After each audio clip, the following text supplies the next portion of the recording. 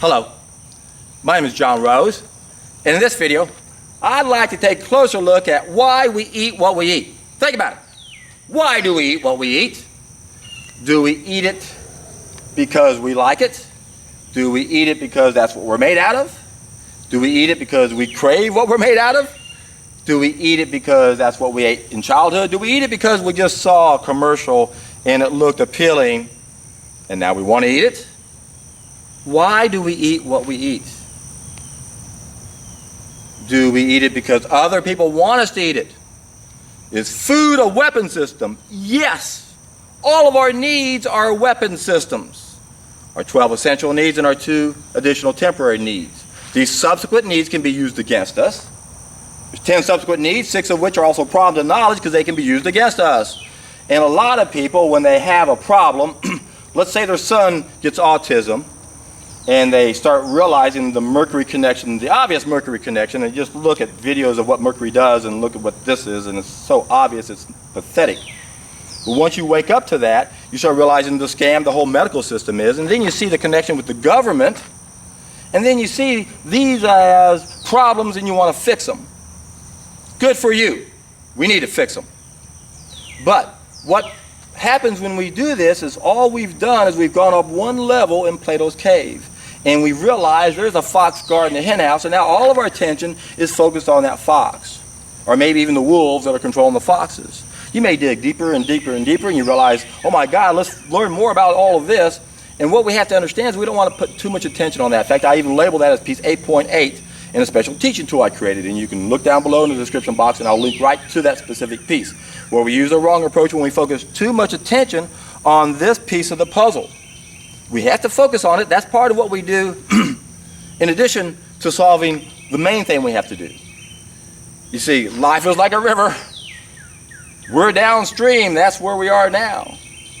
And if we don't like where we are now, we got to go upstream and look at what we're doing. And if we go upstream one more time, we're looking at what we're thinking.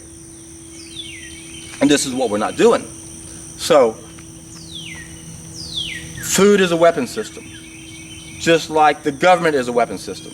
And the media is a weapon system. And our educational system is a weapon system. Even religion and spirituality has been used against us. It's real easy for these sick psychopaths who control everything to manipulate things because they own everything.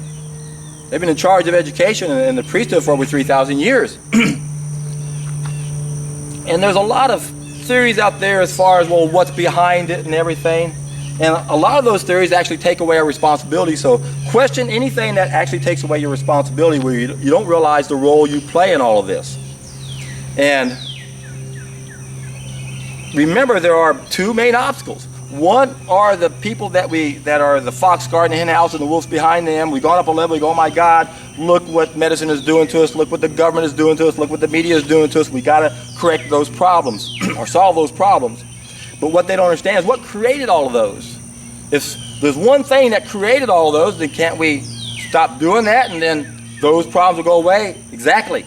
That's why we got to go upstream. In addition to doing the downstream work, think of it this way. Let's say you're walking down the river, walk one day, and you see someone in the river, and you go, oh my God, you jump in the river and you pull them out. You save their life. It goes, oh, I couldn't swim. I would have drowned. Thank you, thank you, thank you. So you walk by, you do your morning walk again down the river way. Next thing you know, you see 2 people in the river. And you go in there and you jump in and you pull them out. And they go, wow, neither one of us knew how to swim. We were both going to drown. The next day you only see one person down in there, but they've already, looks like they drowned. So you run in there, you jump in the river, you pull them out, you resuscitate them. And you bring them back to life. You go, wow, isn't that something? And then the next day you go down, you see 2 people floating down this time. And one's passed out, and you can tell the other one doesn't know how to swim, so you jump in, you grab them both, you pull them out, and the other guy helps you resuscitate the other guy. And you realize, oh my God, I should start coming down here with more of my friends in case there's more people in there. And sure enough, that's what happens. So every day he's going down there with crowds of people, and there's crowds of people in the river.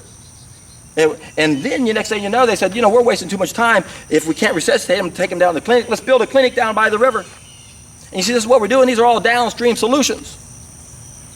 And yeah, if there are too many people drowning, we got to build a clinic where it's close, and we've got to do all of that. But what we need to do is go upstream, find out why the people are falling in the river. Why are we in this cave of ignorance where some people come up a level and they think they're out of the cave? Because they don't want to admit that it's what they're doing that put us in the cave. Most of us are doing things that we think are okay, but they're not okay, my friends. We have not learned how to live. And when it comes to trying to get people to learn how to live, there are two obstacles. One are the rulers and the other are the ruled. The ignorant masses. So if you really want to solve your problem, if your son has autism and you got sick and you see how the system works, and if you don't want to figure out why it all happened, then you're a fool. You got to be a why man. Go all the way upstream. Look at our belief system. Question everything that takes away your responsibility. I've done a whole series in this.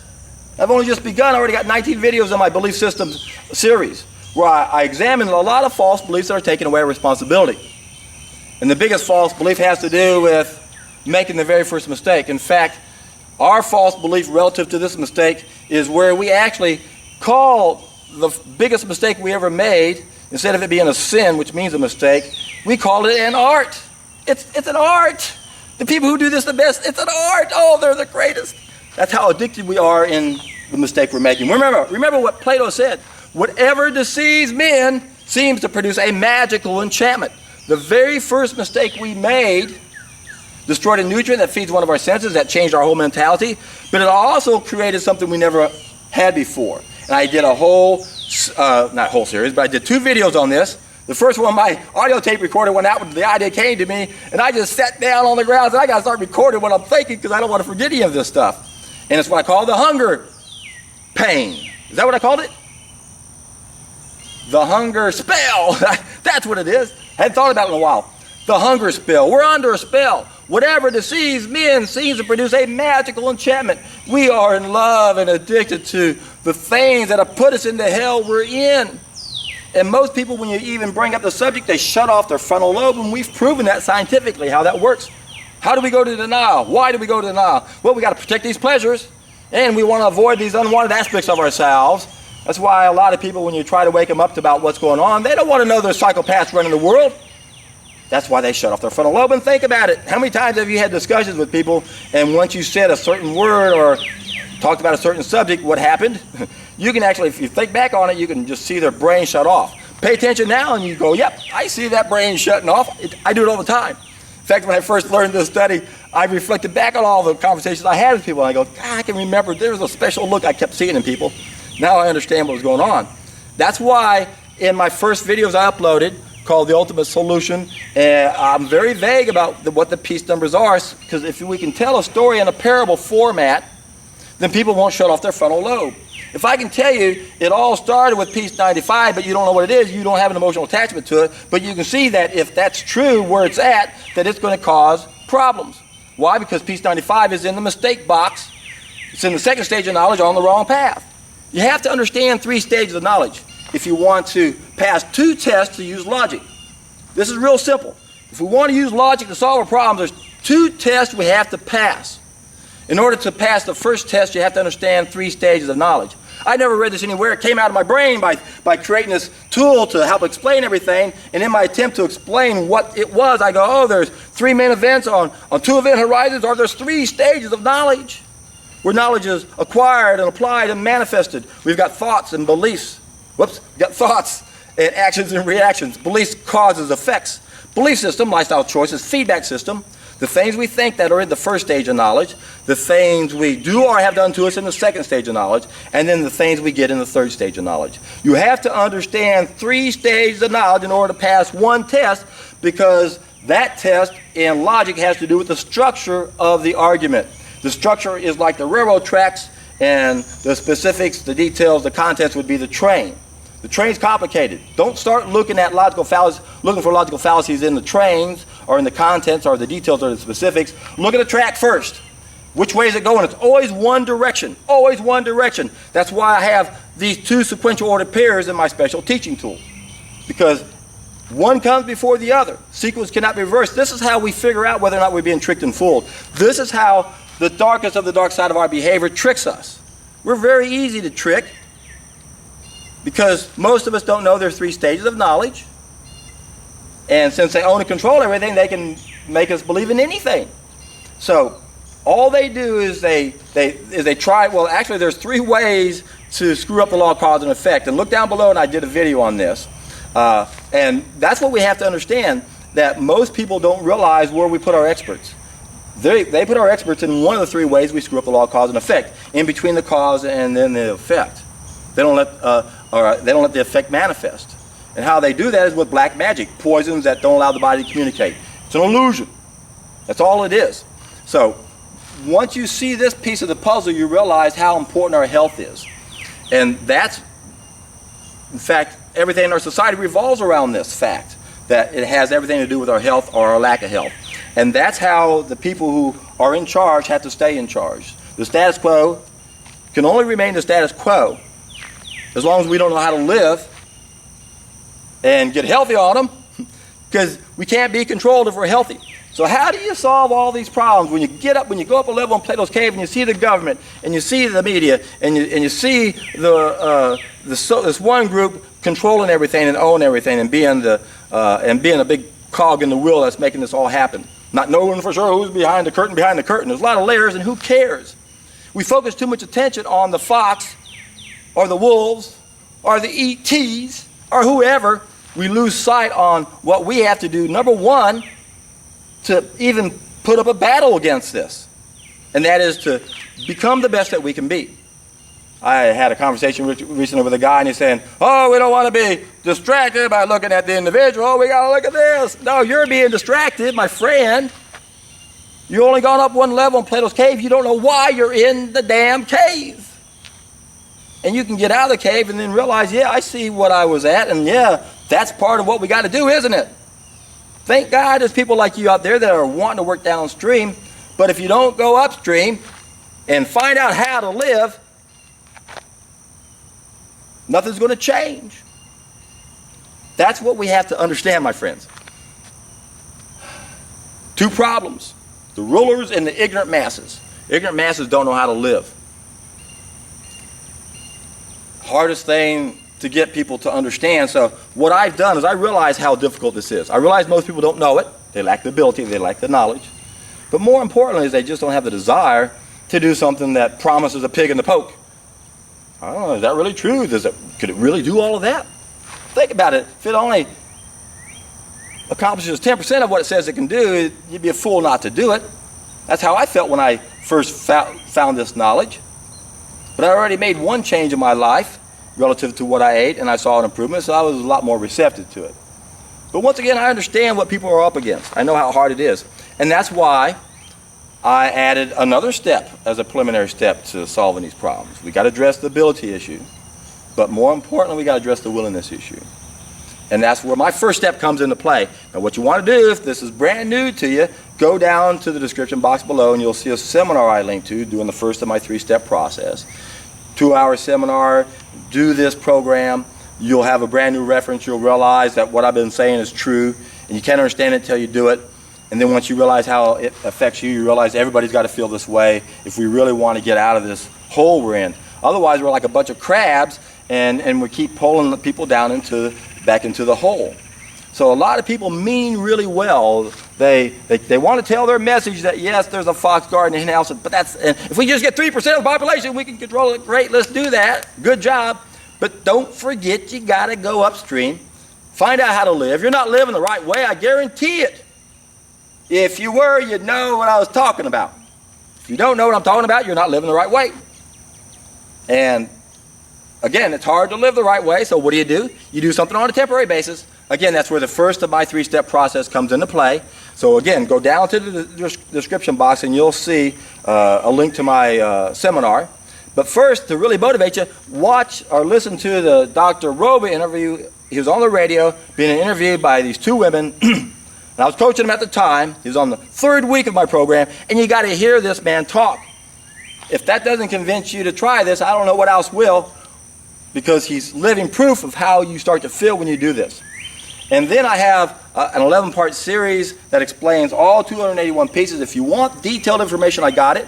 I know that people are different. In fact, of all the things I've learned to be a better educator, I learned it from the first guy who turned me on to this whole concept of how to eat the right way.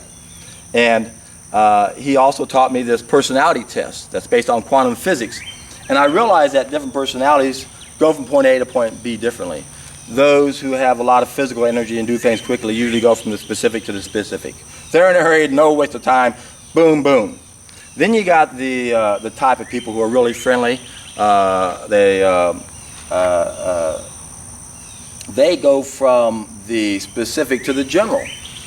They generalize things. And then the opposite of these people who are friendly are the people who are more into analyzing things. And with these people, they don't go from the specific to the general, it's just the opposite. They go from the general to the specific. But then you've got those who have a lot of mental energy and they do things creatively. And they go from the specific to the general to the specific. And one of the best things I learned was this test, because it confirmed my personality, which most people usually get a pretty good idea of by the time they're 25 or so. But what it helped me understand are the different personalities. I am a triple blue, which means that I like going from the specific to the general to the specific, which has helped me look at the big picture, because my personality means how willing am I to do it. Our performance equals willingness times ableness. The more willing and able we are, the better we'll do, right? Willingness is a big factor. So my personality likes to do that. In fact, being a triple blue pretty much describes me to a T. I am a philosopher. I sit all day in my ivory tower trying to figure out how to help people understand the big picture, and that there's more than one thing we have to do. I'm not denying that we have to do what they're saying, but they never can accept their own responsibility because they don't know what they're missing. That's why I got the first of my three-step process. So I told you a lot about myself right now. In my very top graph, which is my like-to graph according to personality, I'm blue-yellow, and blue-yellows make the best teachers because blue is my highest color and I like knowledge, and then yellows want to talk about it. So I've got the perfect personality to be a teacher. I sure didn't think that's what I was going to do as I started off in life. But once I found this knowledge 26 years ago, I realized why I was given a gift, and that was to be able to see how things interconnect. I have what I read in an article by Mike Adams one time, gifted pattern assimilator. I can see a lot of different things and connect them in ways I guess a lot of people don't see, but to me it's just how my brain works. And again, I found this knowledge, and I knew I had the passion to share it. That's why I bounce out of bed every morning excited about everything I'm going to do every day. I've got more video ideas. I can't even catch up with all the ideas I'm thinking right now on what I want to share with you guys that I've only just begun. And I know since I'm kind of new back into this, only been doing it for about a year, I'm realizing my potential problems doing this on YouTube. So I like feedback from you guys that have more experience doing this, that have been doing it more. And that is, you've got followers and subscribers, and I pile drive everything so much, I'm sure they're going to get tired of hearing the same thing over and over again. It's like, can this guy say something different? But then I realized too that if I finally put one out there that gets a bigger audience, a lot of people are going to be brand new to me, and then they don't know everything. And it's like, okay, how much do I talk about this and how much do I talk about this to make sure they understand it? Well, hopefully, if these people will have a genuine interest, they'll do what I always do. When I see someone commenting on me, I go to their channel and I look at what they think and what they've posted to get a better idea of where they're at, to see what's the best way to have a conversation with them. And I find that a lot of people have certain personalities that you can't communicate on the internet. I tried to get this guy, call me, let's not communicate here. I know where this is going, and sure enough, it went exactly where I knew it would. Not that I prophesized it and created it because I knew it would, but I just know personalities. I've been doing this on the internet for quite a while, and I know how personalities clash, just based on this personality test I've taken. And then, of course, 93% of communication is nonverbal, so trying to communicate on the internet is really hard. The anonymity of it allows people to be absolute idiots and assholes. And then people come off that way and they really don't mean it. I don't express myself as well in written language as I do verbally. So I know I don't come off the way I want to, but I can't express myself as well as I perhaps need to. But I've been focusing on a special way of presenting my information. I studied the fog index. I understand that you don't want to keep doing things, saying something different each time, unless you're pile driving something, which I love to do. I want to use the same word over and over and over. I want to keep the word simple. I want to keep I want to try to write on a level that eliminates all the extra adverbs and adjectives that add to the fog index, to the length of the sentence, that will then explain really where I'm coming from. So I'm not used to writing with all the explicitives. I try to eliminate that as much as I can. I try to write to a third grade level using the fog index. The Bible and newspapers are written at about an 8th grade level. When you enter into a contract, especially insurance contract, it's like at a 26th grade level, which means that the sentences are really long. There's clauses within clauses, so by the time they finally tell you what the whole sentence is all about, you're not really sure which of the clauses above apply to what they're talking about. It's by design to confuse you and take advantage of you. In fact, I won't enter into a contract that has a fog index that's that high. I said, don't insult me. You know this fog index, this contract was written at a high fog index to screw somebody, and if you can't write it with a simple fog index, I don't want to even do business with you. So make it simple so that it's understood. Anyway, part of what I want to do to help this community is realize why there's so much conflict on the internet. The personalities explain why people come off differently. And when it comes to personalities, usually what happens is we don't like someone because they're not obeying our rules. The high friendly person, for example, says, what's this guy doing? I would never do that. Well, those are your rules because that's what you think is important in life, being friendly. Other people don't see that as the most important thing to focus on. They can't focus on everything. If they do, it's just mild all the way and there's nothing one way or the other. But otherwise, most of us usually focus on 2 of these 4 possible characteristics. And when that happens, we actually form 3 pairs of polar opposites, where we have extroverts and introverts, we have convergence and divergence, and we have individualists and conformists. And then, because there are opposites, the divergent personality is going to conflict with the convergent personality. And I know, because I'm a divergent personality in my top graph, I'm blue-yellow. So when I encounter someone red-green, I understand them, but they don't understand me. And there's a lot of conflict when that occurs, because I'm not obeying their rules. Well, wait a second, you're not obeying mine. We're 6 blind men and there's this elephant. We have limited perspectives. So, I've been rambling on this video, making it a lot longer than I meant it to be. But my message is very profound. And if you don't understand what I say anytime you watch a video, you have to watch it more than once. You got to dig a little bit deeper. It's worth looking into because I've got a very profound message that most people don't know. Again, the masses are ignorant. And think about it this way. If I say something and you don't know what I mean, why do you even continue onward? I mean, what's wrong with you? Why would you not do that? Because people don't really have learning disabilities. They just lack the vocabulary. So if you don't understand what I mean when I refer to Plato's cave, for example, find out about Plato's cave. Because you're in one. Don't you want to know where you're at? Can't get to where we need to be unless we know where we're at. So we got to start with, where are we? Well, that's where my 6-box system comes into play. I've explained how the ultimate schematic can show us where we are, where we came from, how we got here, and how to get back to where we need to be. It's very simple. I've laid it out. I've got a special teaching tool to help you make sure you pass the first test, because it uses 3 stages of knowledge. And then I have a 3-step process to help each and every one of y'all prove this to yourself, because there's just too much confusion out there. Until you correct 5 main mistakes for several months, for most of you people over 40 or 50, you won't understand what I'm saying. Do that, and then you're going to understand what I'm saying. That yes, this is the ultimate solution. In other words, if you think you found the ultimate solution to solve problems and it has to do with correcting the government, you got to ask yourself this question. Does the solution to control the government solve the obesity crises, or heart disease, or cancer, or diabetes? And the point here I'm saying, my friend, is if your solution doesn't solve all of these problems that are within our control, then it's not the ultimate solution. I've got the ultimate solution, and you can prove it to yourself. And the ultimate solution is to correct 5 main mistakes, especially the first one, because that's what changed everything. It's what put us where we are. And a lot of people say, oh, I don't believe in that. Well, you're a fool if you don't believe it. And there's a lot of people who don't want you to believe it. So be careful and think about why you believe it. If you study research, or if you study a lot of things, you're going to find a lot of different stories. And what I find is the ones that are entertaining in its own little way are usually contrived out of someone's imagination to take away our responsibility.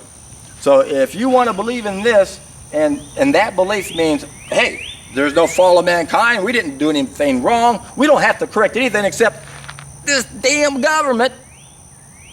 You haven't got out of Plato's cave if that's how you think. You've gone up a level, but you got to come all the way out. So we want to go up a level in Plato's cave and get out of the cave. And to do that, do the first of my three-step process. And as everyone knows, when you guys do this, you're in for a treat.